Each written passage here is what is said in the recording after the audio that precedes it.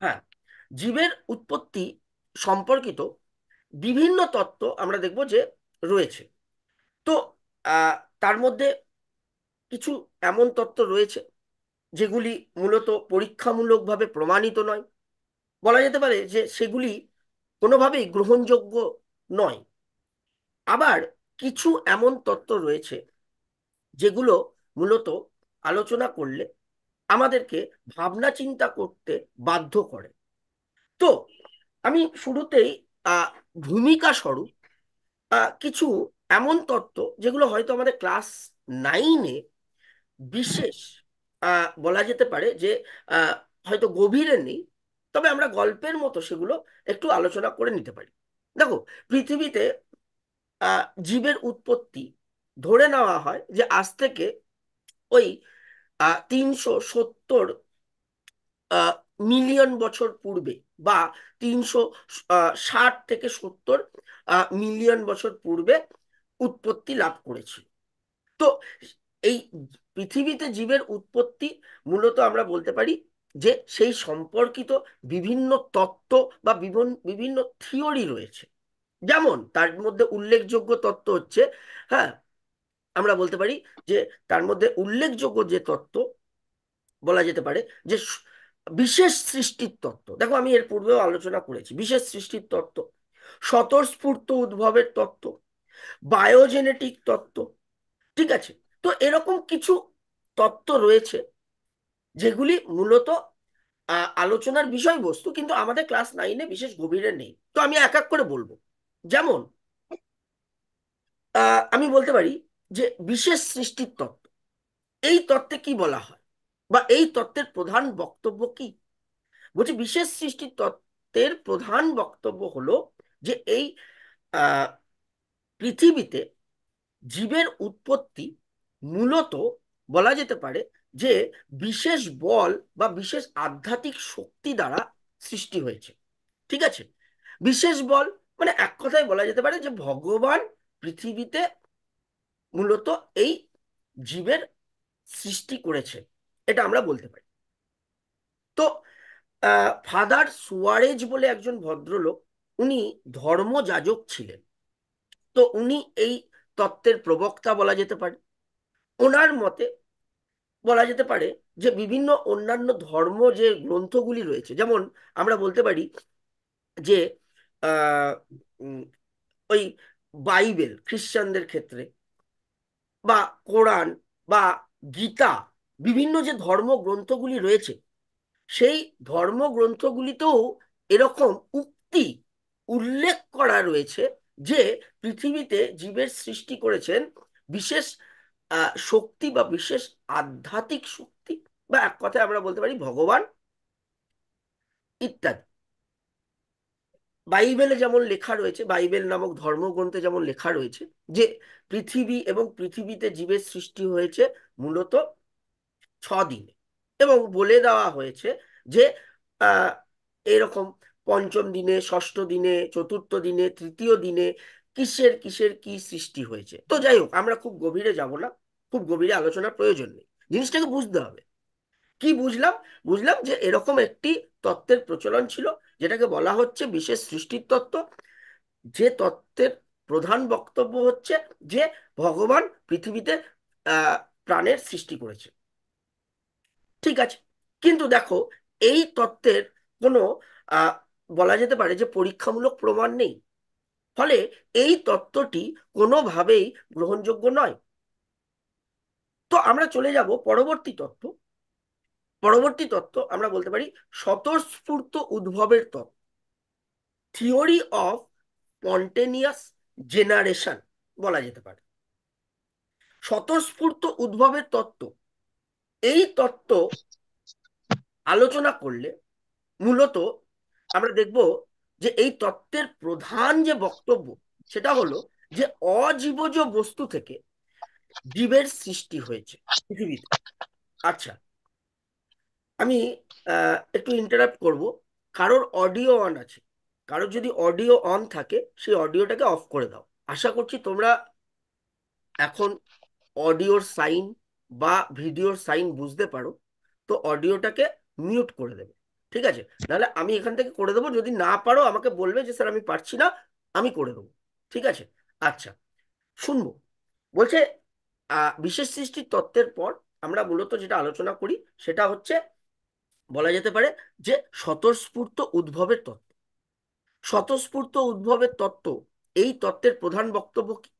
এই তত্ত্বের প্রধান বক্তব্য হচ্ছে অজীবজ বস্তু থেকে জীবের উৎপত্তি হয়েছে। দেখো, গল্পের মতো শোনো, এগুলো আমাদের গভীরেও নেই। ঠিক আছে? ফলে গল্পের মতো শোনো, বোঝো, এবং চেষ্টা করতে হবে গল্পের মতোই মনে রাখা। তো আহ এই তত্ত্বে আলোচনা করলে আমরা কি জানতে পারি? না, দেখবো যে ভন হেলমন্টস, মনে রাখার প্রয়োজন নেই, কোনো চিন্তা কারণ নেই যে ভারী ভারী নাম কিভাবে মনে রাখবো, সেরকম কোনো ব্যাপার নেই। ওই যে বলেছি আগেই, গল্পের মতো শুনবে। বলছে ভন হেলমন্টস। এই ভন হেলমন্টস বলে একজন ভদ্রলোক ছিলেন, উনি এই তত্ত্বের প্রবক্তা বলা যেতে পারে। অ্যারিস্টটল, ওনাকে আমরা সকলেই চিনি। অ্যারিস্টটল আমরা জীববিদ্যার জনক বলে জানি। ওনার মূলত এই জীবনবিজ্ঞান বা বায়োলজিক্যাল সায়েন্স বা লাইফ সায়েন্সে অনেক কন্ট্রিবিউশন রয়েছে। উনিও এই তত্ত্বকে সমর্থন করেছিলেন। তো আগেই বলা হয়েছে যে এই তত্ত্বের প্রধান বক্তব্য কি? এই তত্ত্বের প্রধান বক্তব্য হলো, বলা যেতে পারে যে অজীবজ বস্তু থেকে জীবের উৎপত্তি। অজীবজ বস্তু থেকে জীবের উৎপত্তি। তো ভন হেলমন্টস কি বলেছিলেন? ভন হেলমন্টস বলে একজন ভদ্রলোক, উনি বলেছিলেন যে একটি ঘরে যদি ঘামে ভেজা জামা, আবার বলছি, রিপিট করছি, একটি ঘরের মধ্যে যদি ঘামে ভেজা জামা আর গমের বস্তা রেখে দেওয়া হয়, তাহলে ওই 21 দিন পর দেখা যাবে যে ইঁদুর উৎপত্তি লাভ করে। আমি আগেও বলেছি যে অ্যারিস্টটল, যাকে জীববিদ্যার জনক বলা হয়, উনি এই তত্ত্বকে সমর্থন করেছিলেন। উনি কি বলেছিলেন? উনি বলেছিলেন যে নদীর তীরে, নদীর তীরে আহ, যে মৃত্তিকা, মানে মাটি, নদীর তীরে যে মাটি বা মৃত্তিকা, সেই মাটি থেকে মূলত আমরা বলতে পারি যে বিভিন্ন কীট পতঙ্গ, উভয়চর, এই ধরনের জীবের উৎপত্তি হয়ে থাকে। তো এই তত্ত্ব থেকে কি বোঝা যাচ্ছে? এই তত্ত্ব থেকে এটা বোঝা যাচ্ছে যে অজীবজ বস্তু থেকে জীবের উৎপত্তি হতে পারে। কিন্তু ব্যাপার হচ্ছে যে এই তত্ত্বের কোনো পরীক্ষামূলক প্রমাণ ছিল না। ফলে এই তত্ত্ব কোনোভাবে গ্রহণযোগ্য নয়, আমরা বলতে পারি। এই তত্ত্বেরও কোনো পরীক্ষামূলক প্রমাণ ছিল না। সেটা হচ্ছে স্বতঃস্ফূর্ত উদ্ভবের তত্ত্ব। এরপর আমরা দেখব যে বায়োজেনেটিক সূত্র আসে। আমরা বলতে পারি বায়োজেনেটিক সূত্র, শোনো, শুধু শোনো। আমি জানি যে ভারী ভারী টার্ম হয়তো একটু মনে রাখতে অসুবিধা হতে পারে, মনে রাখার প্রয়োজন নেই, গল্পের মতো শোনো। বলছে এর পরবর্তী তত্ত্ব, আমরা বলতে পারি তাকে বায়োজেনেটিক তত্ত্ব বলা হয়। বায়োজেনেটিক তত্ত্বে কি বলা হলো?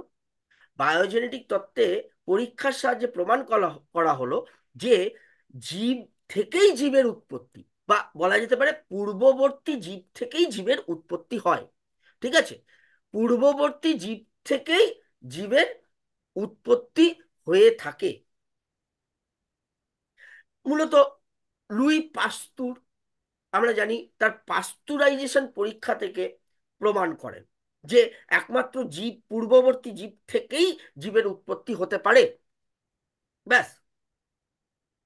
এবার ব্যাপার হচ্ছে যে এই তত্ত্ব আলোচনা করলে এটা বোঝা যায় যে পূর্ববর্তী জীব থেকেই জীবের উৎপত্তি হতে পারে, কিন্তু এই তত্ত্ব আলোচনা করলে আমরা এটা বুঝতে পারি না যে জীবের উৎপত্তি কিভাবে হয়েছিল। তাই না? ভেবে দেখবে তাহলে কি কি দেখলাম। বলছে পৃথিবীতে জীবের উৎপত্তি সম্পর্কিত বিভিন্ন তত্ত্ব।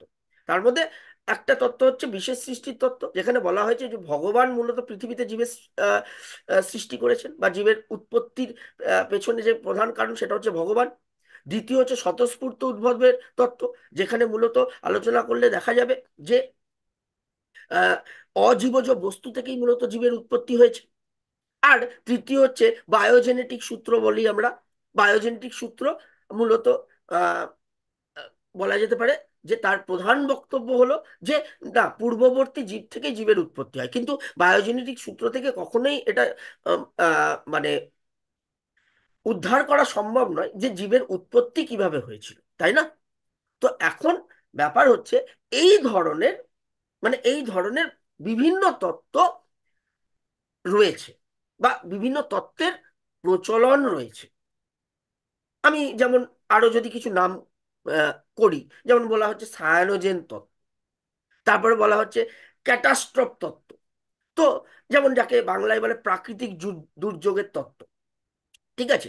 তো এই ধরনের বিভিন্ন তত্ত্ব আমরা সাধারণত পেয়ে থাকি। দেখো, ওপরে লেখা রয়েছে যে আজ থেকে প্রায় 3.7 মিলিয়ন বছর আগে রাসায়নিক উপায়ে প্রাণের সৃষ্টি হয়েছিল। ঠিক আছে, এর ব্যাখ্যা আমি দেব যে কেন বলা হচ্ছে রাসায়নিক উপায়ে প্রাণের সৃষ্টি হয়েছিল। জীবনের উৎপত্তি কবে ও কখন হয়েছিল তা নিয়ে দার্শনিক ও বিজ্ঞানীগণ নানান তত্ত্ব ব্যাখ্যা করেছেন, এটা আমি বোঝালাম। আশা করছি এটা আর ব্যাখ্যা করার প্রয়োজন নেই। বলছে এদের মধ্যে যেমন বলা হয়েছে স্বতঃস্ফূর্ত উদ্ভব, বা যাকে বলা হয় গ্রহান্তরবাদ। আমি স্বতঃস্ফূর্ত উদ্ভবের যে তত্ত্ব, সেটা আমি আশা করছি বুঝিয়েছি। সবাই বুঝতে পেরেছো যে এই তত্ত্বের প্রধান বক্তব্য হচ্ছে অজীবজ বস্তু থেকে জীবের উৎপত্তি। এছাড়া সায়ানোজেন মতবাদ, আমি বললাম যে বিভিন্ন তত্ত্বের প্রচলন রয়েছে, যেমন সায়ানোজেন মতবাদ রয়েছে, সেটা আমরা আলোচনা করিনি। জেনে রাখো যে এরকমও একটা তত্ত্ব রয়েছে। প্রাকৃতিক দুর্যোগ তত্ত্ব, এবং বিশেষভাবে বলা যেতে পারে যে এই সকল তত্ত্বগুলি উল্লেখযোগ্য, যেমন বিশেষ সৃষ্টির তত্ত্ব রয়েছে। তো স্বতঃস্ফূর্ত উদ্ভব, গ্রহান্তরবাদ, বিশেষ সৃষ্টির তত্ত্ব, সায়ানোজেন মতবাদ, এগুলো একটু কমা দিয়ে নেবে, তোমাদের সকলের সামনে নোট রয়েছে, আমি আগেও বলেছি এগুলো আলাদা আলাদা তত্ত্ব। আচ্ছা, এবার বলছে পরবর্তীকালে, আচ্ছা ক্লাস কারোর হচ্ছে তো একজন, ক্লাস হচ্ছে। এক মিনিট, এক মিনিট, কিছু দেখিস না মানে এক তাড়াতাড়ি কর। মিনিট, কারোর একজন অডিও অন রয়েছে, হ্যাঁ, একটু অডিওটাকে অফ করবে, নাহলে না করতে পারলে আমাকে বলবে, আমি অডিওটা অফ করে দেবো। ঠিক আছে? কারোর একজনের অডিও অন রয়েছে। তোমাদের অডিও বা ভিডিও অন করার দরকার নেই, তোমরা আমাকে শুনতে পেলে এবং আমাকে দেখতে পেলেই হবে। কোনো যদি প্রশ্ন থাকে আমাকে অফলাইন ক্লাসে করে নেবে। এখন শুধু যেটুকু বোঝানো হচ্ছে সেটাই চেষ্টা করবে ভালো করে বুঝে নেওয়া। এই ক্লাসটার পুরো রেকর্ডিংটা আমি পাঠিয়ে দেবো হোয়াটসঅ্যাপে। কারোর যদি কোনো রকম মাঝখানে আহ কোনো কারণে হয়তো ইন্টারনেটে কোনো রকম প্রবলেম হয়ে থাকে, হয়তো আটকে গেছে বা কিছু, তো সেই জায়গাটা আলাদা করে দেখে নিতে পারবে, সেই সুযোগ আমি করে দেবো, কোনো চিন্তার কারণ নেই। যাই হোক, আচ্ছা আমি সকলকে আবার বলবো যে কারোর যদি অডিও অন থাকে সে অডিওটাকে অফ করে দেবে। আশা করছি তোমরা সকলেই জানো যে অডিওর একটা চিহ্ন আছে, ভিডিওর একটা চিহ্ন আছে। যাই হোক, এগিয়ে যাব। তো কি বুঝলাম যে পৃথিবীতে জীবের উৎপত্তি সম্পর্কিত বিভিন্ন তত্ত্ব রয়েছে। বিভিন্ন তত্ত্ব যেমন এখানে নাম দেওয়া আছে: স্বতঃস্ফূর্ত উদ্ভব, গ্রহান্তরবাদ, বিশেষ সৃষ্টির তত্ত্ব, ছায়ানটের মতবাদ, প্রাকৃতিক দুর্যোগ তত্ত্ব, ইত্যাদি ইত্যাদি, মানে আরো আছে যেগুলো হয়তো আমাদের নাইনে আলোচনার বিষয়বস্তু নয়। তো বলছে যে এই সকল তত্ত্বগুলি পরীক্ষামূলকভাবে প্রমাণিত নয়, ফলে আমরা বলতে পারি যে এগুলি গ্রহণযোগ্য নয়। তাহলে বলছে সব থেকে গ্রহণযোগ্য তত্ত্ব কি? দেখো, আমরা বলতে পারি যে ওপারিন, ওপারিন, আলেকজান্ডার ওপারিন, দেখতে পাচ্ছ 1924, আলেকজান্ডার ওপারিন, এবং বলা যেতে পারে যে হ্যালডেন, জেবিএস হ্যালডেন। ঠিক আছে, জেবিএস হ্যালডেন মূলত একটি তত্ত্ব প্রকাশ করেন, মিলিতভাবে একটি তত্ত্ব প্রকাশ করেন। ওনারা একটি পুস্তক লেখেন, পুস্তকের নাম হচ্ছে origin of life, the origin of life. এই পুস্তকে ওনারা তাদের মতামত প্রকাশ করেন। আমরা বলতে পারি যে ওনারা মূলত এই পৃথিবীতে জীবের উৎপত্তি সংক্রান্ত একটি প্রকল্প প্রণয়ন করেন। ঠিক আছে, আমি এখানে পড়ছি তাহলেই বুঝতে পারবে। বলছে পরবর্তীকালে বিজ্ঞানী Alexander Oparin the origin of life নামক বইয়ে জীবের উৎপত্তি সংক্রান্ত যে প্রকল্পটি প্রণয়ন করেন তাকে ওপারিন প্রকল্পও বলা হয়। আমরা হ্যালডেন ওপারিন প্রকল্পও বলি, দুজন ভদ্রলোক ছিলেন, হ্যালডেন এবং ওপারিন। ওপারিন প্রকল্প বা হ্যালডেন ওপারিন প্রকল্প, বা আমরা বলতে পারি যে একে মূলত বায়োকেমিক্যাল অরিজিন অফ লাইফ বা কেমোসিনথেটিক অরিজিন অফ লাইফ। ঠিক আছে, আমি আগেও উল্লেখ করেছি যে কেমোসিনথেটিক অরিজিন অফ লাইফ বলতে কি বোঝায়, বা বায়োকেমিক্যাল অরিজিন অফ লাইফ কেন বলা হচ্ছে। আমি একটু পড়বো, শুনে নাও, দেখে নাও। বলছে পরবর্তীকালে বিজ্ঞানী জেবিএস হ্যালডেন 1929 খ্রিস্টাব্দে র্যাশনালিস্ট নামক জার্নাল, জার্নাল আমরা জানি ম্যাগাজিন, তো এই র্যাশনালিস্ট নামক একটি জার্নালে প্রাণের উৎপত্তি নিয়ে মতবাদ প্রকাশ করেন। পরবর্তীকালে তাদের মতবাদটি জীবনের জৈব রাসায়নিক উৎপত্তি সংক্রান্ত বলা যেতে পারে প্রকল্প অথবা ওপারিন এবং হ্যালডেন মতবাদ নামে পরিচিত হয়। তো জীবনের জৈব রাসায়নিক উৎপত্তি, জৈব রাসায়নিক, জৈব মানে বায়ো, রাসায়নিক বলতে কেমিক্যাল, ওই জন্য বলছে বায়োকেমিক্যাল অরিজিন, উৎপত্তি বলতে অরিজিন। বলছে পরবর্তীকালে তাদের যে মতবাদ মানে ওপারিনের মতবাদ এবং হ্যালডেনের মতবাদ, এই দুটি মতবাদকে মিলিত করে মূলত একটি তত্ত্ব প্রকাশ করা হয়, সেই তত্ত্বকে বায়োকেমিক্যাল অরিজিন অফ লাইফ বা জৈব রাসায়নিক উৎপত্তি সংক্রান্ত প্রকল্প বলা হয়। যেহেতু এই তত্ত্বের প্রবক্তা ওপারিন এবং হ্যালডেন, তাই একে ওপারিন এবং হ্যালডেন মতবাদ নামেও মূলত বলা যেতে পারে এটি পরিচিত। তো আশা করছি এখানে বিশেষ আর ব্যাখ্যা দেওয়ার মতো কিছু নেই, আমরা একটু এগিয়ে যাব। আচ্ছা, বলছে এই জীবনের রাসায়নিক উৎপত্তির বিভিন্ন পর্যায় একটু দেখে নেবে। আর বিশেষ করে নোটে হয়তো কোনো এক দু জায়গায়, নোটটা যারা সামনে রেখেছো, নোটে যদি কোথাও কোনো রকম মিস্টেক থেকে থাকে তাহলে সেটা ঠিক করে নিতে পারবে। আমি একটু এই জায়গাটা পড়বো। বলছি জীবনের রাসায়নিক উৎপত্তি বিভিন্ন পর্যায়ে। রাসায়নিক উৎপত্তি আমি আগেও বলেছি, এই বায়োকেমিক্যাল অরিজিন অফ লাইফ, এটি রাসায়নিক সংশ্লেষ নামেও পরিচিত। একে কেমোসিনথেটিক থিওরিও বলা হয়, chemosynthetic theory of origin of life নামেও এটি পরিচিত। দেখো নামটা একটু বুঝতে হবে তাহলেই মনে থাকবে। কেমোসিনথেটিক অরিজিন অফ লাইফ, কেমো মানে এখানে রসায়নকে নির্দেশ করছে, কেমোসিনথেটিক, সিনথেটিক কথাটি এসছে সিনথেসিস, সিনথেসিস মানে সংশ্লেষ, আমরা বলতে পারি রাসায়নিক, জীবনের রাসায়নিক সংশ্লেষ। তো ওই জন্য বলা হচ্ছে যে কেমোসিনথেটিক অরিজিন অফ লাইফ, রাসায়নিক সংশ্লেষের মাধ্যমে জীবের উৎপত্তি, রাসায়নিক সংশ্লেষের মাধ্যমে জীবের উৎপত্তি, কেমোসিনথেটিক অরিজিন অফ লাইফ। বলছে এই তত্ত্বের তিনটি পর্যায় আমরা দেখতে পাই। তো আমরা এটাও বলতে পারি যে এই তত্ত্বকে আমরা তিনটি পর্যায়ে ভাগ করে আলোচনা করি। প্রথম পর্যায় বলা হচ্ছে পৃথিবীর উৎপত্তি ও তার প্রাচীন পরিবেশ।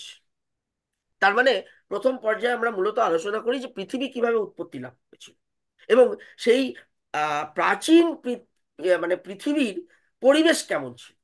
তো পৃথিবীর উৎপত্তি ও তার প্রাচীন পরিবেশ, এটা হচ্ছে প্রথম পর্যায়ে আলোচনার বিষয়বস্তু। দ্বিতীয় হচ্ছে জীবনের রাসায়নিক উৎপত্তি বা কেমোজেনি, জীবনের রাসায়নিক উৎপত্তি। আচ্ছা, তার পূর্বে আমি একটু বলে দেব যে এই তত্ত্বের প্রধান বক্তব্য শুনে নাও, বুঝে নাও সংক্ষেপে। মানে এই যে সম্পূর্ণ যে তত্ত্বটি আমরা আলোচনা করব, এই তত্ত্বের সামারি, সারাংশ বা প্রধান যে বক্তব্য সেটা কি? এই তত্ত্বের প্রধান বক্তব্য হলো বিভিন্ন জৈব এবং অজৈব রাসায়নিক পদার্থের ধারাবাহিক বিক্রিয়ার মাধ্যমে, আমি আরো একবার রিপিট করছি, বলছে বিভিন্ন জৈব এবং অজৈব রাসায়নিক পদার্থ, বিভিন্ন জৈব এবং অজৈব রাসায়নিক পদার্থের ধারাবাহিক বিক্রিয়ার মাধ্যমে মূলত পৃথিবীতে জীবের উৎপত্তি হয়েছে আমরা বলতে পারি। ঠিক আছে, তার মানে বোঝা যাচ্ছে যে বিভিন্ন জৈব এবং অজৈব রাসায়নিক পদার্থের ধারাবাহিক বিক্রিয়ার মাধ্যমে এই জীবের আবির্ভাব হয়েছে পৃথিবীতে, এটা বলা যেতে পারে। তো এটাকেই বলছে জীবনের রাসায়নিক উৎপত্তি বা কেমোজেনি। এই কেমোজেনি প্রক্রিয়াটি যখন আমরা আলোচনা করব, আমরা দেখবো যে কিভাবে ধারাবাহিক রাসায়নিক বিক্রিয়ার মাধ্যমে জীবের উৎপত্তি হয়েছে। সর্বশেষে প্রাণের জৈবিক বিবর্তন বা আমরা বলতে পারি বায়োজেন। বলছে আজকে আমরা আমাদের চারিপাশে যখন তাকিয়ে দেখব, আমরা দেখব যে বিভিন্ন ধরনের, বিভিন্ন প্রকারভেদের জীব, তাই না? তো আমরা বলতে পারি যে আহ মূলত প্রথম যখন জীবের আবির্ভাব ঘটে আজ থেকে 360 বা 370 মিলিয়ন বছর পূর্বে, সেটি ছিল এক প্রকার সরলতম জীব। সেই সরলতম জীব থেকে মূলত আজকে দেখা যাবে যে বিভিন্ন ধরনের জটিলতর জীবের আবির্ভাব হয়েছে বা বিভিন্ন ধরনের জটিল জীবের উৎপত্তি হয়েছে আমরা বলতে পারি। তো এই প্রক্রিয়াটাকেই বলা হচ্ছে বায়োজেনিক, বা একেই বলা হয় জৈবিক বিবর্তন। জৈবিক বিবর্তন। তো তিনটে ধাপ কি কি? এক হচ্ছে শুরুতে পৃথিবীর উৎপত্তি কিভাবে হয়েছে। দ্বিতীয় হচ্ছে কিভাবে বিভিন্ন জীবজ এবং অজীবজ রাসায়নিক পদার্থের ধারাবাহিক বিক্রিয়ার মাধ্যমে প্রথম জীবের আবির্ভাব কিভাবে হয়। তারপরে বিভিন্ন প্রকারভেদের জীবের উৎপত্তি কিভাবে হয়েছে, সেটা বায়োজেন। আশা করছি এখানে জিজ্ঞেস করার কিছু নেই। আমরা পরবর্তী আমরা বলতে পারি যে পৃথিবীর উৎপত্তি সম্পর্কিত বিভিন্ন তথ্য, মানে তত্ত্ব রয়েছে। মানে পৃথিবী কিভাবে উৎপত্তি লাভ করেছিল সেই সম্পর্কিত বিভিন্ন তত্ত্ব আমরা পেয়ে থাকি। কিন্তু সব থেকে গ্রহণযোগ্য তত্ত্ব হচ্ছে বিগ ব্যাং তত্ত্ব, বা আমরা বলতে পারি নেবুলা, নেবুলার হাইপোথেসিস। আরো একবার রিপিট করব যে এই পৃথিবীর উৎপত্তি সম্পর্কিত বিভিন্ন তত্ত্ব রয়েছে। তো তার মধ্যে সব থেকে গ্রহণযোগ্য হচ্ছে বিগ ব্যাং তত্ত্ব এবং নেবুলার হাইপোথেসিস, বা নীহারিকা তত্ত্ব বলে আমরা জানি। নেবুলা বলতে নীহারিকাকে বোঝানো হয়।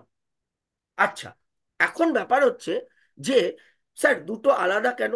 বলছে বিগ ব্যাং তত্ত্ব থেকে মূলত এই মহাবিশ্ব কিভাবে সৃষ্টি হয় সেটা আমরা জানতে পারি। পরবর্তীকালে দেখা যাবে যে এই নেবুলা থেকে কিভাবে আমাদের আহ পৃথিবী সৃষ্টি হয় সেটা আমরা আলোচনা করলে বুঝতে পারি। ঠিক আছে, বা নীহারিকা থেকে কিভাবে পৃথিবীর সৃষ্টি হয় সেটা আলোচনা করলে বোঝা যায়। তো ওই জন্য দুটো আলাদা নাম, দুজন আলাদা আলাদা বলা যেতে পারে যে ভদ্রলোক এই তত্ত্ব বা এই মতামত প্রকাশ করেছিলেন। বিগ ব্যাং তত্ত্ব, সেখান থেকে সম্পূর্ণ মহাবিশ্বের আবির্ভাব কিভাবে হয়, এবং নেবুলা থেকেও আলাদা করে কিভাবে এক একটা মহাবিশ্ব সৃষ্টি হয় সেটা আমরা আলোচনা করলে বুঝতে পারি। যাই হোক, একটু পাশে পড়বো, তোমাদের নোটেও রয়েছে একই জিনিস। যদি কোথাও কোনো মিস্টেক হয়ে থাকে সেটা চিহ্নিত করে রাখবে, সেটা আলাদা করে আমাকে পরে জিজ্ঞেস করে দিতে পারে। বলছে বিগ ব্যাং তত্ত্ব অনুসারে বলা যেতে পারে থার্মোনিউক্লিয়ার বিস্ফোরণের ফলে সৃষ্টি হয় মহাবিশ্ব। তো আমি শুরুতেই একটু গল্পের মতো এই অংশটা আলোচনা করে থাকি। তো একটু দেখে নাও, একটা ছবির সাহায্যে আমরা সেটা বুঝে নিতে পারি যে কিভাবে মূলত আমাদের মহাবিশ্ব এবং আমাদের মহাবিশ্বের অন্তর্গত যে পৃথিবী সেটা কিভাবে সৃষ্টি হয়েছিল। বলছে শুরুতে পৃথিবী বলে কিছুই ছিল না, বা মহাবিশ্ব বলেও কিছু ছিল না। শুরুতে মূলত আমরা দেখব যে শুধুমাত্র একটি গ্যাসীয় মেঘপুঞ্জ বা গ্যাসীয় মেঘপিণ্ড ছিল। আমরা বলতে পারি এই গ্যাসীয় মেঘপুঞ্জ বা গ্যাসীয় পিণ্ড মূলত এটি প্রোটন, নিউট্রন এবং ইলেকট্রন দ্বারা গঠিত বা সমৃদ্ধ। মানে শুধুমাত্র ওই প্রোটন, নিউট্রন এবং ইলেকট্রন দ্বারাই সমৃদ্ধ একটি গ্যাসীয় মেঘপুঞ্জ ছিল। মহাবিশ্ব, মহাবিশ্বের অন্তর্গত আমাদের পৃথিবী বা অন্যান্য গ্রহ কিছুই ছিল না। এবার বলছে সেই সময় মূলত পরিবেশের তাপমাত্রা অনেক বেশি ছিল। এবার বলছে পরিবেশের পরিবর্তন ঘটে। পরিবেশের পরিবর্তনের ফলে পরিবেশের তাপমাত্রা হ্রাস পায়। দেখো পাশে ছবিতেই বুঝতে পারবে যে তাপমাত্রা নিচের দিকে অ্যারো দেওয়া রয়েছে, যেটা বোঝানো হয়েছে যে তাপমাত্রা হ্রাস পায়। তাপমাত্রা হ্রাস পেলে বলা যেতে পারে যে এই গ্যাসীয় মেঘপুঞ্জ তার ঘনীভবন হয়, সেটি ঘনীভূত হয়। ঘনীভূত হতে হতে হতে একটা সময় পর আমরা বলতে পারি তার বিস্ফোরণ ঘটে। এই বিস্ফোরণের জন্য বলা যেতে পারে যে একে বিগ ব্যাং বলা হয়। দেখো পাশে লেখা আছে বিগ ব্যাং থিওরি। আরো একবার রিপিট করছি, বলছে শুরুতে পৃথিবী, মহাবিশ্ব এসব কিছুই ছিল না, অন্যান্য গ্রহ কোনো কিছুই ছিল না, শুধুমাত্র একটি গ্যাসীয় মেঘপুঞ্জ যা প্রোটন, নিউট্রন, ইলেকট্রন দ্বারা সমৃদ্ধ ছিল। তাপমাত্রা পরিবেশের অনেক বেশি ছিল। তাপমাত্রার পরিবর্তন ঘটে, তাপমাত্রা হ্রাস পায়, ফলে এই গ্যাসীয় মেঘপুঞ্জ ঘনীভূত হয়। ঘনীভবনের ফলে বলা যেতে পারে যে তার একটা সময় পর বিস্ফোরণ হয়। বিস্ফোরণের জন্য একে বিগ বাং তত্ত্ব নামে উল্লেখ উল্লেখ করা হয়। এবার বলছে বিস্ফোরণের ফলে আমরা দেখব ক্ষুদ্র ক্ষুদ্র গ্যাসীয় মেঘপুঞ্জ সৃষ্টি হয়। ওই কালো কালো ডট ডট যেগুলো দেখতে পাচ্ছ, সেগুলো বলা যেতে পারে যে ক্ষুদ্র ক্ষুদ্র গ্যাসীয় মেঘপুঞ্জ, ক্ষুদ্র ক্ষুদ্র গ্যাসীয় মেঘপুঞ্জ সৃষ্টি হয়। এই ক্ষুদ্র ক্ষুদ্র গ্যাসীয় মেঘপুঞ্জকে নেবুলা বা নীহারিকা বলা হয়। বল আমরা বলতে পারি যে এই এক একটি নেবুলা থেকে, দেখো লেখা রয়েছে, এক একটি নেবুলা থেকে এক একটি মহাবিশ্ব সৃষ্টি হয়েছে। আমাদের পৃথিবী এই নেবুলা থেকেই স্তরীভূত হয়ে সৃষ্টি হয়েছে। এবার তোমাদের মনে হয়তো অনেকেরই প্রশ্ন উঠবে যে স্যার পৃথিবী কিভাবে নেবুলা থেকে সৃষ্টি হলো। দেখো, মূলত এই অংশে বলা যেতে পারে যে আমরা তো খুব গভীরে পৃথিবীর উৎপত্তি আলোচনা করছি না, আমরা শুধু জানার চেষ্টা করছি যে শুরুতে শুরুতে পৃথিবী বা মহাবিশ্ব বলে কিছুই ছিল না, কিন্তু একটা সময় পর বলা যেতে পারে বিভিন্ন রাসায়নিক বিক্রিয়ার মাধ্যমে, ওই জন্য লেখা আছে thermonuclear reaction, thermo nuclear reaction বা থার্মোনিউক্লিয়ার বিস্ফোরণ। এই বিস্ফোরণের সাহায্যে মূলত মহাবিশ্বের অন্তর্গত আমরা বলতে পারি যে আমাদের পৃথিবী সৃষ্টি হয়, আমাদের পৃথিবী স্তরীভূত হয়ে সৃষ্টি হয়। সেটা একটা আলাদা প্রক্রিয়া এবং আলাদা আলোচনার বিষয়। সেটা আমরা মানে অন্য কোনো সময় সুযোগ করে আলোচনা করতে পারি। হ্যাঁ, মূলত এই ছকের সাহায্যে যেটা আমরা আলোচনা করেছি, আশা করছি খুব সংক্ষেপে আমরা বুঝতে পেরেছি যে কিভাবে আহ, মূলত বলা যেতে পারে যে আজ থেকে 460 কোটি বছর পূর্বে, ঠিক আছে, আমি একটু বলে দিতে চাই এখানে, যে পৃথিবীর উৎপত্তি হয়েছিল 3.6 to 3.7 মিলিয়ন, মানে লক্ষ। আর অপরদিকে 460 কোটি বছর পূর্বে বলা যেতে পারে বিলিয়ন, ঠিক আছে, বিলিয়ন বছর পূর্বে বা 460 থেকে 470 কোটি বছর পূর্বে মূলত এই পৃথিবীর উৎপত্তি হয়েছিল। ঠিক যেখানে এই যে পদ্ধতি আমরা আলোচনা করলাম সেই পদ্ধতির সাহায্যে।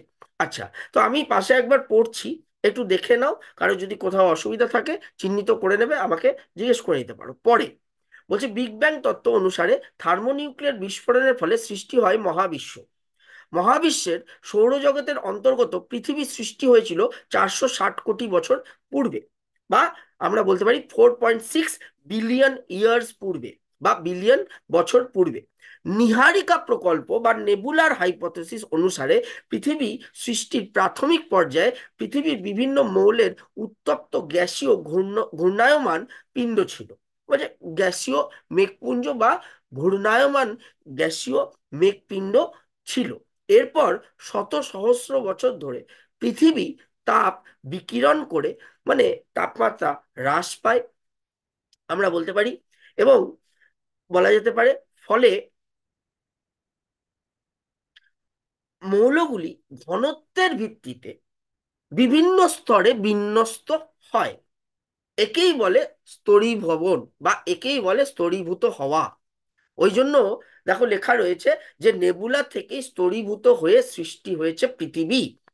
ছকটা নিচে দেখলেই দেখবে লেখা রয়েছে। ওই জন্য বলছে মৌলগুলির ঘনত্বের ভিত্তিতে বিভিন্ন স্তরে বিন্যস্ত হয়। কিভাবে হয় একটু দেখে নাও। বলছে এদের মধ্যে কিছু কিছু পদার্থ জমাট বেঁধে পৃথিবীর কেন্দ্র গঠন করে, কেন্দ্র বলতে কোর, পৃথিবীর কোর বা কেন্দ্র গঠন করে, যেমন এফি মানে আয়রন লৌহ বা নিকেল ইত্যাদি। আবার হালকা পদার্থগুলি যেমন carbon dioxide, helium, oxygen, nitrogen প্রভৃতি পৃথিবীর বায়ুমণ্ডল তৈরি করে। তো বিভিন্ন স্তরে স্তরীভূত হয়ে মূলত এই পৃথিবীর সৃষ্টি হয় এই নেবুলা থেকে। মাথায় রাখতে হবে এই নেবুলা থেকেই এক একটি মহাবিশ্বের উৎপত্তি হয়ে থাকে। আচ্ছা, আমি আরো একবার বলবো, বিগ ব্যাং তত্ত্ব থেকে মূলত মহাবিশ্ব কিভাবে সৃষ্টি হয়েছে সেটা আমরা আলোচনা করি, এবং নেবুলার হাইপোথিসিস থেকে আলোচনা করি যে আমাদের পৃথিবী কিভাবে এই এক একটি নেবুলা থেকে সৃষ্টি হয়েছে।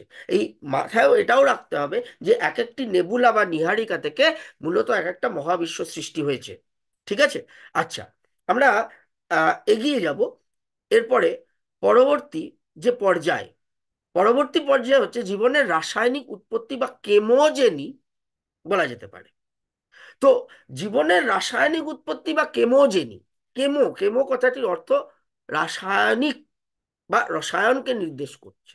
আমি প্রথমেই একটু বলে দেব যে তোমাকে মাথায় রাখতে হবে যে বিভিন্ন জীবজ বা জৈব এবং অজীবজ বা অজৈব পদার্থের, রাসায়নিক পদার্থের ধারাবাহিক বিক্রিয়ার মাধ্যমেই মূলত জীবের উৎপত্তি হয়েছে বা জীবের সৃষ্টি হয়। তো আমরা বলা যেতে পারে এই কেমোজেনি এই প্রক্রিয়াতেই মূলত এই কিভাবে এই ধারাবাহিক রাসায়নিক বিক্রিয়ার মাধ্যমে এই জীবের সৃষ্টি হয়েছে সেটাই আলোচনা করব। ঠিক আছে? তো পাশে আমরা দেখব যে একদিকে একটা ছক করে দেওয়া রয়েছে। এই ছকটা প্রথমে একটু দেখে নেব, তারপর পাশে কি লেখা আছে সেটা চেষ্টা করব আলোচনা করার। বলছে, দেখো, পৃথিবী সৃষ্টির শুরুতেই আমরা বলতে পারি যে বিভিন্ন মুক্ত পরমাণু উপস্থিত ছিল। এবার মুক্ত পরমাণু বেশিক্ষণ সময় এটি মুক্ত রূপে থাকতে পারবে না, সেটা আমরা সকলেই জানি। কিন্তু প্রাথমিকভাবে আমরা বলতে পারি যে মুক্ত পরমাণু সৃষ্টি হয়েছিল। মুক্ত পরমাণু যেমন হাইড্রোজেন, কার্বন, নাইট্রোজেন। ঠিক আছে?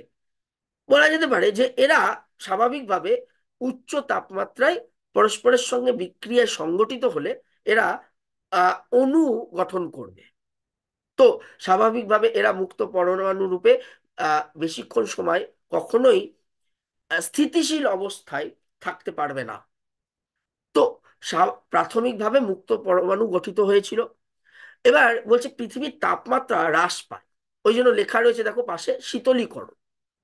মানে পৃথিবীর তাপমাত্রা আস্তে আস্তে হ্রাস পায়, শীতলীকরণ। ফলে আমরা বলতে পারি যে আহ বিভিন্ন সরল অজৈব অণু, অজৈব, ভালো করে বুঝতে হবে, বিভিন্ন অজীবজ বা অজৈব অণু, সরল, তুমি যুক্ত করে নিতে পারো, যাদের সামনে নোট রয়েছে আমি আগেও বলে রেখেছি যে অজৈব যৌগ অথবা অজৈব অণু গঠিত হয়। তাহলে মুক্ত পরমাণুগুলি পরস্পরের মধ্যে বিক্রিয়ায় সংগঠিত হয় এবং বিক্রিয়ায় সংগঠিত হলে সরল অজৈব অণু গঠন করে। 1 মিনিট একটু ওয়েট করবে।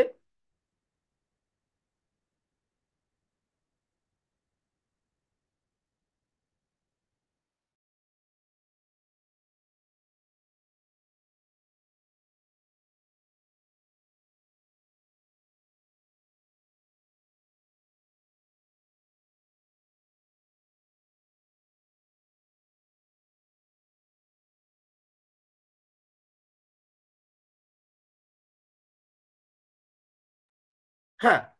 তো আহ, বিভিন্ন মুক্ত পরমাণুগুলি মূলত পরস্পরের সঙ্গে বিক্রিয়ায় সংগঠিত হলে এবং বলা যেতে পারে যে বিভিন্ন সরল অজৈব যৌগ, সরল অজৈব যৌগ যেমন দেখো পাশে উদাহরণ দেওয়া আছে, বলা যেতে পারে যেমন হাইড্রোজেন, জল মানে H2O, carbon die oxide, CH4 মানে মিথেন, NH3 যেমন অ্যামোনিয়া ইত্যাদি অজৈব অণু বা অজৈব যৌগ গঠিত হয়। এবার প্রথমে বোঝো, তারপরে আমি আলাদা করে বলে দিচ্ছি। কিছু জিনিস বলার রয়েছে, আমি নিশ্চয়ই আলাদা করে বলে দেবো। আগে বুঝে নাও যে তাহলে অজৈব যৌগগুলি কি। এই H2O, CO2, CH4, NH3। এখানে একটু আলাদা করে বলে দিই যে দেখো, সকল অক্সিজেন মূলত এই হাইড্রোজেনের সঙ্গে আহ, যুক্ত হয়ে মূলত জলীয় বাষ্প গঠন করে এবং বলা যেতে পারে এই জলীয় বাষ্প বৃষ্টিপাতের মাধ্যমে পৃথিবীর বুকে নেমে আসে ও জলাশয় সৃষ্টি করে। তো আমরা বলতে পারি যে পরবর্তী যে বিক্রিয়াগুলি, মূলত এই পরবর্তী বিক্রিয়াগুলি এই পৃথিবীর বুকে সৃষ্ট জলাশয়ের মধ্যে সংগঠিত হয়। আশা করছি ক্লিয়ার হয়েছে। দ্বিতীয়ত, সকল অক্সিজেন এই হাইড্রোজেনের সঙ্গে যুক্ত হয়ে গিয়ে বলা যেতে পারে সম্পৃক্ত হয়। আশা করছি সকলেই জানি সম্পৃক্ততা কি। তো আমরা বলতে পারি সকল অক্সিজেন হাইড্রোজেনের সঙ্গে যুক্ত হয়ে গিয়ে সম্পৃক্ত হয়ে যায়। ফলে পরিবেশে অক্সিজেনের অভাব ঘটে। ফলে একটা অক্সিজেন অভাবযুক্ত পরিবেশ বা বিজারণধর্মী পরিবেশ, অক্সিজেনের অভাবযুক্ত পরিবেশকে আমরা বিজারণধর্মী পরিবেশ বলে থাকি। তো বলা যেতে পারে যে বিজারণধর্মী একটা পরিবেশ সৃষ্টি হয়। এরপরে আমরা দেখব যে বিভিন্ন বৈদ্যুতিক শক্তি, উচ্চ তাপমাত্রা এবং ইউভি রশ্মির প্রভাবে এই অজৈব যৌগগুলি, ভালো করে বুঝবে, বিভিন্ন, দেখো, এই রাসায়নিক বিক্রিয়ার জন্য শক্তির প্রয়োজন। তো এই শক্তির উৎস কি ছিল? বৈদ্যুতিক শক্তি ছিল সেই সময়, উচ্চ তাপমাত্রা এবং ইউভি রশ্মি, এগুলি ছিল মূলত শক্তির উৎস। তো এই শক্তির উৎসের উপস্থিতিতে বিভিন্ন সরল অজৈব অণু অথবা সরল অজৈব যৌগগুলি পরস্পরের সঙ্গে বিক্রিয়ায় সংগঠিত হয়ে সরল জৈব যৌগ গঠন করে, বা সরল জৈব অণু, যাই বলো, যৌগ বলো অণু বলো, একই বোঝাবে। তাই বলছে সরল জৈব যৌগ বা সরল জৈব অণু গঠন করে। যেমন উদাহরণ দেওয়া আছে, দেখতে পাচ্ছ আমার ঠিক পেছনে, সেটা হচ্ছে যে মিথেন যদি H2O এর সঙ্গে যুক্ত করা হয় তাহলে গ্লিসারল, এবং আমি লিখিয়ে দিয়েছি যে সরল শর্করা ইত্যাদি গঠিত হয়। ঠিক একইভাবে মিথেন, অ্যামোনিয়া এবং H2O, পরেরটা দেখতে পাচ্ছি, মানে আমরা বলতে পারি যে CH4NH3 এবং H2O যুক্ত করলে অ্যামাইনো অ্যাসিড গঠিত হয়। সেরকমই দেখবো যে পিউরিন, পিরিমিডিন ইত্যাদি গঠিত হয়। ঠিক আছে? তো নোট তোমাদের সকলের সামনে রয়েছে, তোমরা মিলিয়ে নিতে পারো যে এই ধরনের সরল জৈব যৌগের সৃষ্টি হয়ে থাকে। দেখো এবার পাশে পড়ছি, একটু মিলিয়ে নিতে পারো। সেটা হচ্ছে উচ্চ উষ্ণতার জন্য হাইড্রোজেন, অক্সিজেন, কার্বন প্রভৃতি মৌলগুলি মুক্ত অবস্থায় থাকে না, বেশিক্ষণ থাকবে না, আমি আগেই বলেছি। বিজ্ঞানী ওপারিনের মতে উচ্চ তাপ ও অতিবেগুনি রশ্মির প্রভাবে হাইড্রোজেন, অক্সিজেন, কার্বন প্রভৃতি মৌলগুলি পরস্পরের সঙ্গে বিক্রিয়া করে। তার মানে মুক্ত পরমাণুগুলি পরস্পরের সঙ্গে বিক্রিয়া করে এবং বিভিন্ন সরল অজৈব অণু সৃষ্টি করে, যেমন মিথেন, কার্বন মনোক্সাইড বা কার্বন ডাইঅক্সাইড, অ্যামোনিয়া, জলীয় বাষ্প বা H2O, HCN ইত্যাদি। বলছে ক্রমশ জলীয় বাষ্প ঘনীভূত হয়ে বৃষ্টিপাত শুরু হয়। আমি আগেও বলেছি যে মূলত H2O গঠিত হয় এবং জলীয় বাষ্প রূপে আহ, সেটি বৃষ্টিপাতের মাধ্যমে বলা যেতে পারে যে এই পৃথিবীর বুকে নেমে এসে জলাশয় সৃষ্টি করে। জলোচ্চক্রের আবির্ভাব ঘটে। জলোচ্চক্রের আবির্ভাবে পৃথিবীর তাপমাত্রা হ্রাস পায়, মানে আরো পৃথিবীর তাপমাত্রা হ্রাস পাচ্ছিল। এই জলচক্রের আবির্ভাবের ফলে পৃথিবীর তাপমাত্রা আরো হ্রাস পায় এবং পৃথিবীতে প্রাণের আবির্ভাব হয়। পৃথিবীর বায়ুমণ্ডলে কোনো মুক্ত অক্সিজেন ছিল না, ফলে আদিম পরিবেশ O2 বিহীন ছিল, মানে অক্সিজেন অভাবযুক্ত পরিবেশ সৃষ্টি হয়েছিল। কেন হয়েছিল আমি তার কারণ বলেছি। অক্সিজেন, সকল অক্সিজেন মূলত হাইড্রোজেনের সঙ্গে যুক্ত হয়ে সম্পৃক্ত হয়ে যায়, ফলে একটা বিজারণধর্মী পরিবেশ সৃষ্টি হয়। ঠিক আছে? এবার বলছে পরবর্তী ধাপ হচ্ছে সরল জৈব যৌগের সৃষ্টি বা সরল জৈব অণুর সৃষ্টি। কিভাবে হয় দেখো, খুব সিম্পল একটা যুক্তি। বলছে সরল অজৈব অণুগুলি পরস্পরের সঙ্গে বিক্রিয়ায় সংগঠিত হলে বা বিক্রিয়ায় লিপ্ত হলে মূলত সরল জৈব যৌগের সৃষ্টি হয়। সরল জৈব যৌগ যেমন অ্যামাইনো অ্যাসিড, দেখো এখানে ফ্যাটিড বা গ্লিসারল আমি অফলাইন ক্লাসে ঠিক করিয়ে দিয়েছি, সেটা হচ্ছে ফ্যাটি অ্যাসিড এবং গ্লিসারল, নিউক্লিওটাইড ইত্যাদি সৃষ্টি করে। ঠিক আছে? নিউক্লিওটাইড ইত্যাদি সৃষ্টি হয়। চলে যাব পরবর্তী ধাপে। বলছে পরবর্তী ধাপ কি? বলছে দেখো পরবর্তী ধাপ, মানে তুমি যদি নোটটা ফলো করো তাহলে তুমি দেখবে যে সরল জৈব যৌগ বা সরল জৈব অণুগুলি মূলত পলিমেরাইজেশন, দেখো আমি পলিমেরাইজেশন বুঝিয়েছি। পলি মানে বহু, পলিমেরাইজেশন একটা বিক্রিয়াকে নির্দেশ করছে। আমরা বলতে পারি যে মনোমার যুক্ত করলে পলিমার হয়। মোনো, মোনো মানে একক, মোনো বলতে একক, তাহলে মনোমার গুলিকে পরস্পরের সঙ্গে যুক্ত করলে পলিমার তৈরি হয়। যে প্রক্রিয়ায় মনোমার বা এককগুলিকে যুক্ত করে পলিমার তৈরি করা হয়, সেই প্রক্রিয়াকেই পলিমেরাইজেশন বলা হয়। তো আমরা বলতে পারি যে এখানে সরল, আমি একবার ফিরে যাব, একটু দেখবে সকলে। এর আগে আমরা দেখেছি সরল জৈব যৌগ যেমন গ্লিসেরল, অ্যামাইনো অ্যাসিড ইত্যাদি সৃষ্টি হয়ে থাকে, ফ্যাটি অ্যাসিড, সরল শর্করা ইত্যাদি, এগুলো সৃষ্টি হয়ে থাকে। তো এগুলি হচ্ছে মনোমার, মানে সরল জৈব যৌগগুলি হচ্ছে মনোমার, মানে একক। এবার বলছি এই সরল জৈব যৌগগুলি, অর্থাৎ এই মনোমারগুলি, অর্থাৎ এই এককগুলি, এগুলিকে যদি পরস্পরের সঙ্গে যুক্ত করা হয়, তাহলে এগুলি পলিমার গঠন করবে। পলিমার অবশ্যই পলিমেরাইজেশন বিক্রিয়ার মাধ্যমে, আমি একটু আগেই বললাম মনোমারগুলিকে যুক্ত করার প্রক্রিয়া বা বিক্রিয়াকেই পলিমেরাইজেশন বলছে, ওই জন্য লেখা আছে পলিমেরাইজেশনের মাধ্যমে সরল জৈব যৌগগুলি বা সরল জৈব অণুগুলিকে যুক্ত করলে জটিল জৈব যৌগ বা জটিল জৈব অণু সৃষ্টি হয়। যেমন পাশে উদাহরণ দিয়ে বোঝানো আছে, বলছে দুটি সরল শর্করা, মানে সরল জৈব অণু বা সরল জৈব যৌগ, তাকে যদি যুক্ত করা হয়, তাহলে পলিস্যাকারাইড বা জটিল, এক কথায় জটিল শর্করা, দুটি সরল শর্করাকে যুক্ত করলে একটা জটিল শর্করা গঠিত হয়। আবার বলছে ফ্যাটি অ্যাসিড এবং গ্লিসারল, এগুলি হচ্ছে সরল অণু বা সরল যৌগ, সরল জৈব যৌগ, এগুলিকে যুক্ত করলে লিপিড, লিপিড হচ্ছে এখানে জটিল জৈব যৌগ। আবার বলছে বিভিন্ন অ্যামাইনো অ্যাসিডকে পরস্পরের সঙ্গে যুক্ত করলে আমি প্রোটিন পেয়ে থাকি। তাহলে প্রোটিন, প্রোটিন এখানে জটিল জৈব যৌগ। আর অ্যামাইনো অ্যাসিড আমরা আগেই দেখেছি এটি সরল জৈব যৌগ বা সরল জৈব অণু।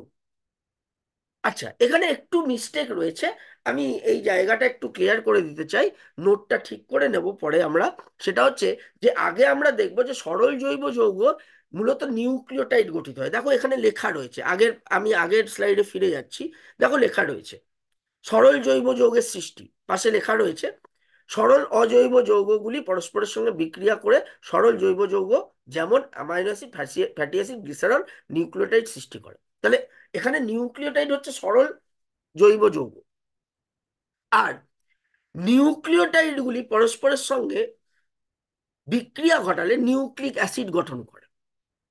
তো এই যে বিক্রিয়াটা, শেষের যে বিক্রিয়াটা, শর্করা, ফসফেট এবং N2 যুক্ত ক্ষার গঠিত হয় নিউক্লিওটাইড, এটা অ্যাকচুয়ালি এখানে হবে না, এটা আগের ধাপে হবে।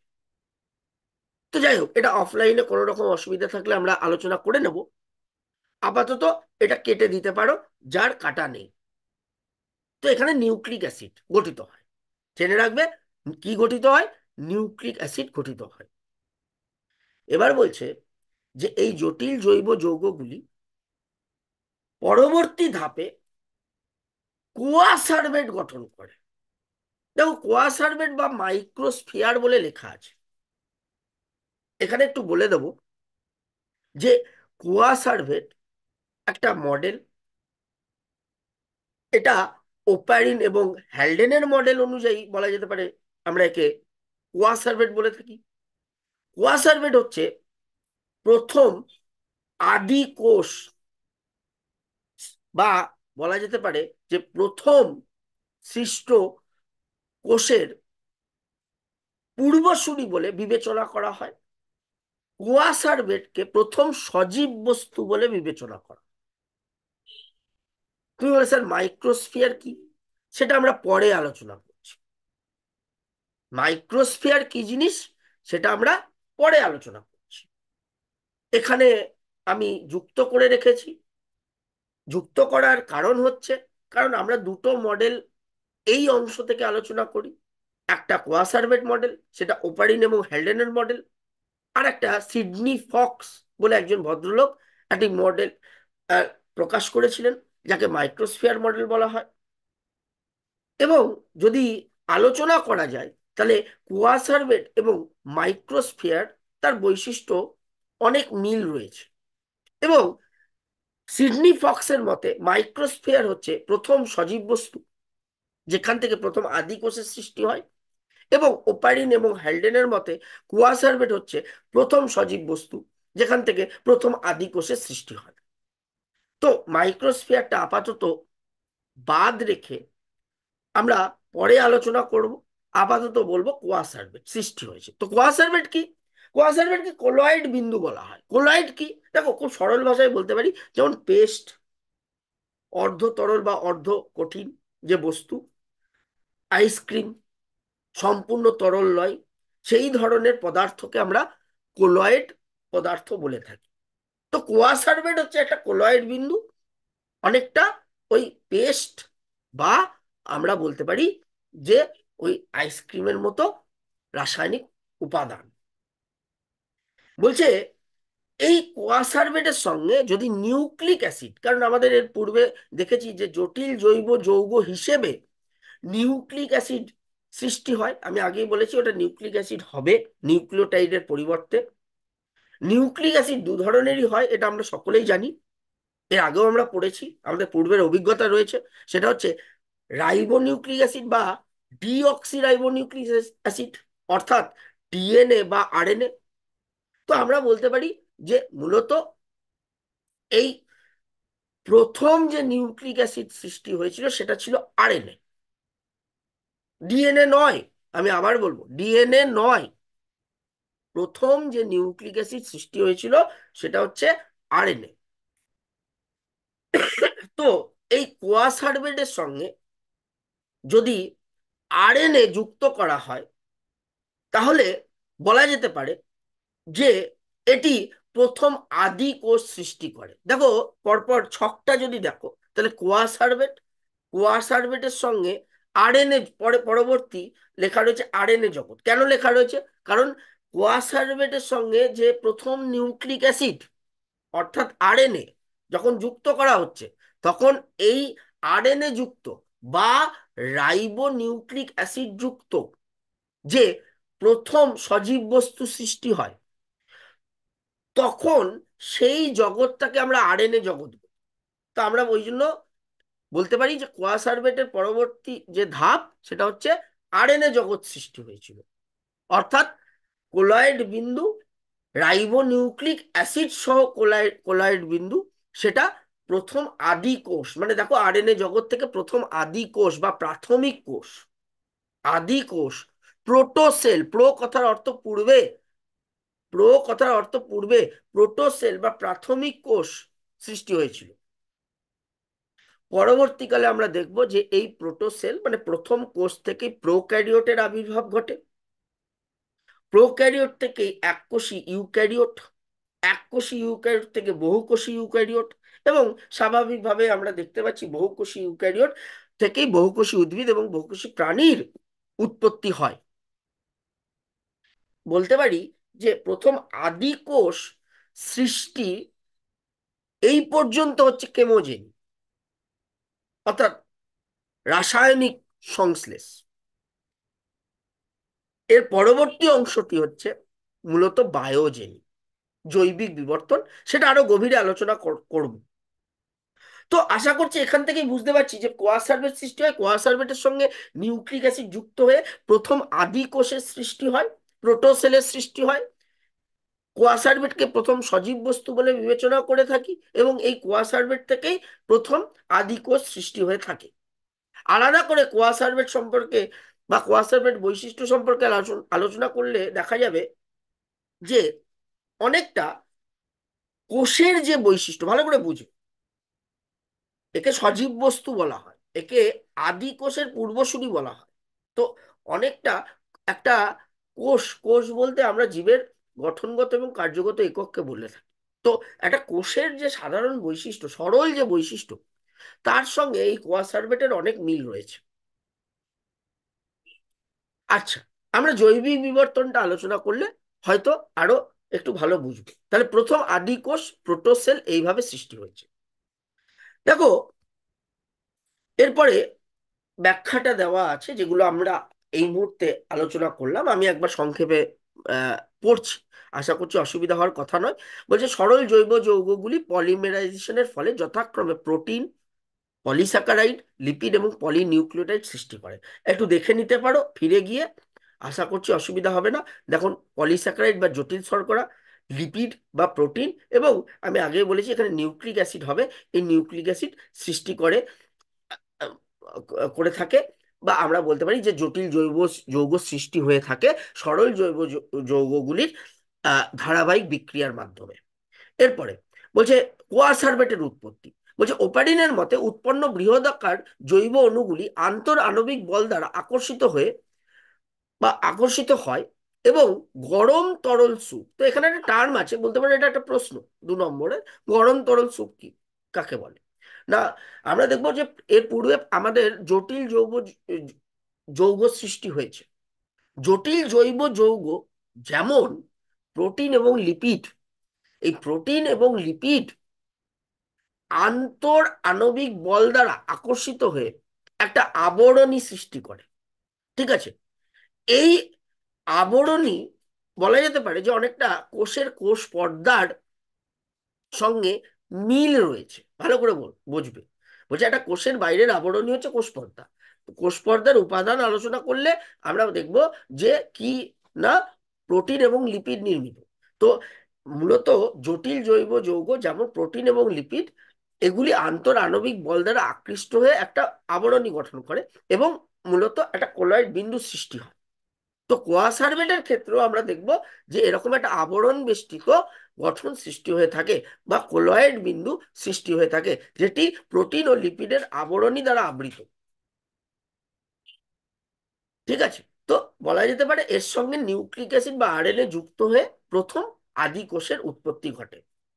দেখো, 3 নম্বর পয়েন্টে লেখা আছে প্রসঙ্গত উল্লেখ্য আমেরিকান বিজ্ঞানী সিডনি ফক্স। তো এটা একটু পড়ে নিচ্ছি, পরে এটা ব্যাখ্যা দেওয়া যেতে পারে যে আমেরিকান বিজ্ঞানী সিডনি ফক্স মনে করেন যে প্রাচীন পৃথিবীতে সমুদ্রের মধ্যে অ্যামাইনো অ্যাসিড থেকে প্রোটিনয়েড এবং পরবর্তীকালে এই প্রোটিনয়েড জলে দ্রবীভূত হয়ে মাইক্রোস্ফিয়ার সৃষ্টি করে। তো সিডনি ফক্স বলে একজন ভদ্রলোক ছিলেন, ওনার মতে মানে মাইক্রোস্ফিয়ার হচ্ছে মূলত এই প্রথম সজীব বস্তু যেখান থেকে প্রথম আদি কোষের সৃষ্টি হয়। আর ওপারিন এবং হ্যালডেনের মতে কোয়াসার্ভেট হচ্ছে প্রথম সজীব বস্তু যেখান থেকে প্রথম কোষের বা প্রোটোসেলের উৎপত্তি ঘটে। তো এটা একটু মাথায় রাখবে যে দুটো আলাদা আলাদা মডেল, ওই জন্য আলাদা করে এটা উল্লেখ করা আছে। সিডনি ফক্সের মতে অ্যামাইনো অ্যাসিড যুক্ত হয়ে প্রোটিনয়েড গঠিত হয় যা জলে দ্রবীভূত হয়ে মাইক্রোস্ফিয়ার গঠন করে এবং এই মাইক্রোস্ফিয়ারই হচ্ছে প্রথম সজীব বস্তু। বলছে তার মতে কোয়াসার্ভেট নয়, দ্বিলিপিড পর্দাতে বিভাজনক্ষম মাইক্রোস্ফিয়ার থেকে প্রথম প্রাণের উদ্ভব ঘটে। তো সিডনি ফক্সের মতে প্রথম প্রাণের সৃষ্টি মূলত এই মাইক্রোস্ফিয়ার থেকেই হয়। এটা একটা আলাদা মতবাদ, যেটা আমরা ক্লাস 9-এ একটু হলেও আলোচনা করার চেষ্টা করি। মাথায় কি রাখতে হবে যে আমরা যেটা আলোচনা করছি ওপারিন এবং হ্যালডেনের তত্ত্ব, সেখানে কোয়াসার্ভেট মডেল আলোচনা করছি, পাশাপাশি আরো একটা মডেল আছে বা আরো একটা তত্ত্ব রয়েছে মাইক্রোস্ফিয়ার। সেখানে আমরা বলতে পারি যে মাইক্রোস্ফিয়ারকে মূলত প্রথম সজীব বস্তু বলে বিবেচনা করা হয়। নগ্নজিন এর পরবর্তী ধাপ একটু দেখে নেব। নগ্নজিন, ঠিক আছে, বা নিউক্লিক অ্যাসিডের উৎপত্তি। আমি আগেই বলেছি যে নিউক্লিক অ্যাসিড যেমন আরএনএ বা ডিএনএ, তো এখানে প্রাথমিকভাবে আরএনএ উৎপত্তি হয়েছিল, ডিএনএ নয় আবার বলা হচ্ছে। তো এই আরএনএ কোনো পর্দা দ্বারা বেষ্টিত, মানে আবৃত ছিল না। যেহেতু আরএনএ বা nucleic acid, ribo nucleic acid কোনো পর্দা দ্বারা আবৃত ছিল না, তাই একে নগ্ন জিন বলা হয়। কারণ এটি ছিল মানে প্রাথমিক পরিবেশে বলা যেতে পারে যে জিন হিসেবে এটাকেই বিবেচনা করা হতো। তাই সেই সময় জগৎটাকে আরএনএ জগৎ বলা হয়। দেখো লেখা আছে, তাই পৃথিবী সৃষ্টির সময় সেই জগৎকে আরএনএ জগৎ বলা হয়। আচ্ছা, সবশেষে প্রোটোসেলের উৎপত্তি। বলছে কোয়াসার্ভেট গুলির মধ্যে নিউক্লিক অ্যাসিডের অনুপ্রবেশ ঘটলে তা প্রথম আদি কোষের আকার পায়। ওই যে বললাম কোয়াসার্ভেট যখন নিউক্লিক অ্যাসিড যুক্ত হয়, কোয়াসার্ভেট সহ নিউক্লিক অ্যাসিড মানে আরএনএ, তাকে আমরা তখন কি বলছি, আদি কোষ, প্রথম আদি কোষ। আগেও একবার দেখে নিতে পারো, এখানে ছকের সাহায্যে সেটাই বলা আছে যে পলিমারাইজেশন মাধ্যমে জটিল জৈব যৌগ থেকে কোয়াসার্ভেট অথবা মাইক্রোস্ফিয়ার, কোয়াসার্ভেটের সঙ্গে আরএনএ যুক্ত হয়ে আরএনএ জগতের পরবর্তী যে ধাপ, সেখানে আমরা দেখব প্রথম আদি কোষের সৃষ্টি। প্রোটোসেল। প্রোটোসেল এর পর প্রোক্যারিওট, এককোষী ইউক্যারিওট, বহুকোষী ইউক্যারিওট। আচ্ছা, তো আশা করছি এই পর্যন্ত কারোর কোনো অসুবিধা নেই। এর পরবর্তী যে অংশ সেটা হচ্ছে বায়োজেনিক। ও খুব সংক্ষেপে বলবো, একটু দেখে নেবে। বলছে প্রথম যে আদিকোষ সৃষ্টি হয়েছিল, দেখো ছকটা দেখো, পাশে ব্যাখ্যা লেখা রয়েছে, সেটা একটু যদি চোখ রাখো কোনো অসুবিধা হবে না। একই জিনিস বলছে, প্রথম যে আদিকোষ সৃষ্টি হয়েছিল মানে অবায়ুজীবী প্রোটোসেল, একটু বানানে এদিক ওদিক রয়েছে, একটু দেখে নেবে, ওটা অবায়ুজীবী হবে, অবায়ুজীবী নয়। অবায়ুজীবী প্রোটোসেল, বা একে আমরা বলতে পারি রাসায়নিক পরভোজী, মানে এরা রাসায়নিক পদার্থের উপর নির্ভর করতো খাদ্যের জন্য। পরবর্তী ধাপে আমরা দেখব রাসায়নিক স্বভোজী। এরা কারা? এরা রাসায়নিক পদার্থ ব্যবহার করে নিজের খাদ্য নিজেই সংশ্লেষ করতে পারত। মানে প্রোটোসেল ছিল রাসায়নিক পরভোজী, তারা রাসায়নিক পদার্থের উপর সম্পূর্ণভাবে নির্ভরশীল খাদ্যের জন্য। পরভোজী, অপরের উপর নির্ভরশীল খাদ্যের জন্য। কিসের ওপর? রাসায়নিক পরভোজী, অর্থাৎ রাসায়নিক পদার্থের উপর নির্ভরশীল ছিল। পরবর্তী ধাপে রাসায়নিক স্বভোজী, অর্থাৎ এরা রাসায়নিক পদার্থ ব্যবহার করে নিজের খাদ্যে নিজেই সংশ্লেষ করতে পারত। এরাও অবায়ুজীবী ছিল। অবায়ুজীবী আমরা জানি যে মূলত অক্সিজেনের অনুপস্থিতিতে আহ বলা যেতে পারে যে এদের শ্বসন সম্পন্ন হয়। এরপরে আবার দেখতে পাচ্ছি অবাত শালক ভোজী জীব। শালক ভোজী জীব মানে যারা শালক সংশ্লেষকারী জীব, মানে যারা শালক সংশ্লেষের মাধ্যমে নিজের খাদ্য নিজেই উৎপন্ন করতে পারে। অবাত, অবাত বলতে কি বোঝায়? অবাত বলতে আমরা বলতে পারি যে যারা অবায়ুজীবী, অর্থাৎ অক্সিজেনের অনুপস্থিতিতে এরা সালোক সংশ্লেষের মাধ্যমে, অর্থাৎ আলোক বা আলো ব্যবহার করে নিজের খাদ্য নিজেই সংশ্লেষ করতে পারে। এদেরকেই বলছে অবাত শালক ভোজী জীব, শালক সংশ্লেষকারী জীব। অবাত বলতে অবায়ুজীবী, অক্সিজেনের অনুপস্থিতিতে এরা শ্বসন সম্পন্ন করে। শালক ভোজী বলতে শালক সংশ্লেষের মাধ্যমে নিজের খাদ্য নিজেই উৎপন্ন করে আলো ব্যবহার করে। এরপরে বলা যেতে পারে ক্লোরোফিল যুক্ত সবাত শালক সংশ্লেষকারী জীব, তাদের উৎপত্তি ঘটে। এরাই হচ্ছে প্রথম প্রোক্যারিওট, এককোষী প্রোক্যারিওট, এবং এখান থেকে উৎপত্তি হয় এককোষী ইউক্যারিওট। আমরা বলতে পারি এরা প্রোটিস্টা। এবং পরবর্তীকালে এই এককোষী ইউক্যারিওট বা প্রোটিস্টা থেকেই ছত্রাক বা বহুকোষী ইউক্যারিওট, এটা এককোষী ও বহুকোষী হবে না, এটা এক বহুকোষী ইউক্যারিওট এবং বহুকোষী উদ্ভিদ ও বহুকোষী প্রাণীর উৎপত্তি ঘটে। এই পর্যন্ত যদি বুঝে থাকি, এর পরবর্তী অংশটা বুঝতে আমাদের বিশেষ অসুবিধা হবে না। দেখো, ওপরেও মূলত আমরা যে ব্যাখ্যা দেওয়া রয়েছে সেটাও যদি একবার আমরা পড়ে নিই, তো আমাদের হয়তো বুঝতে সুবিধা হবে। বলছে প্রথমে মুক্ত অক্সিজেন না থাকায় প্রোটোসেলগুলি অবায়ুজীবী প্রকৃতির ছিল। ঠিক আছে, আশা করছি ব্যাখ্যা দেওয়ার দরকার নেই। পুষ্টিগতভাবে তারা রাসায়নিক পরভোজী ছিল। পরবর্তী সময়ে জৈব উপাদানের অভাবে দেখা দিলে উপাদানের অভাব দেখা দিলে তারা রাসায়নিক স্বভোজী হয়, মানে নিজেই নিজের খাদ্য সংশ্লেষ করতে পারে রাসায়নিক পদার্থ ব্যবহার করে, তাদেরকে রাসায়নিক পরভোজী বলছে। এরও পরে অবাত শালকভোজী জীব, সবশেষে ক্লোরোফিল যুক্ত সবাত শালক সংশ্লেষকারী জীবের উৎপত্তি ঘটে। মানে প্রথমে অবাত শালক সংশ্লেষকারী জীব প্রাথমিকভাবে, তারপরে দেখো শালক সংশ্লেষ হলে স্বাভাবিকভাবে আমাদের পরিবেশ অক্সিজেন যুক্ত হবে, কারণ সালোক সংশ্লেষের রাসায়নিক সমীকরণ আলোচনা করলে দেখা যাবে যে অক্সিজেন মুক্ত হয়। তো এই অক্সিজেন মুক্ত হওয়ার জন্য পরিবেশ অক্সিজেন যুক্ত হয়ে থাকে, এবং পরিবেশ অক্সিজেন যুক্ত হলে আমরা বলতে পারি এরপর স্বাভাবিকভাবে এই বায়ুজীবী জীবের উৎপত্তি ঘটে বা বায়ুজীবী জীবের আবির্ভাব ঘটে। পরিবেশ জারকীয় হয়, ওজোন স্তর গঠিত হয় এবং জীবের বসবাসের উপযোগী পরিবেশ সৃষ্টি হয়। বলা যেতে পারে কালক্রমে পৃথিবীতে এদেরকে আমরা প্রোক্যারিওট বলতে পারি।